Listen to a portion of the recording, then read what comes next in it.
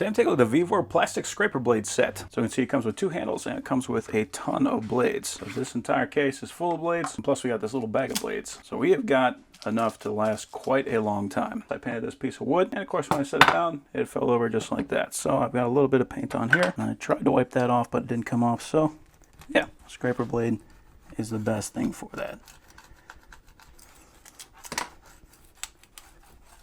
Cool. What they can really be good for is anytime you got to work on something that's going to be a little bit softer, you can easily grab that and you can peel that off. You don't have to worry about getting the oils from your fingers onto that plate. You're not going to be scratching it like you would with a metal razor. Plastic razor is just going to be excellent if you're dealing with any kind of a softer material. And I find that most of the time, depending on the sticker glue, these can be the best thing for removing that.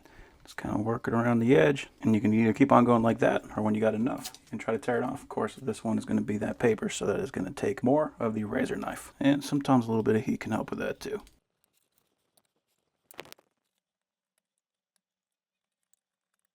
There we go. So with a little persistence, we can get that off. If you're going to be working with anything like a bumper, if you want to remove a bumper sticker or anything like that, then you definitely want to use plastic and not metal, because metal will absolutely gouge that bumper. And they're pretty easy to replace. If we decided this one was too dull, just got to pull it forward and it pops out. So you can see it sticks underneath those feet and then in that button. We grab our new blade, stick it in the feet, and it clicks in just like that. So overall, that is an excellent set of scrapers. With all these blades, that should last a very long time.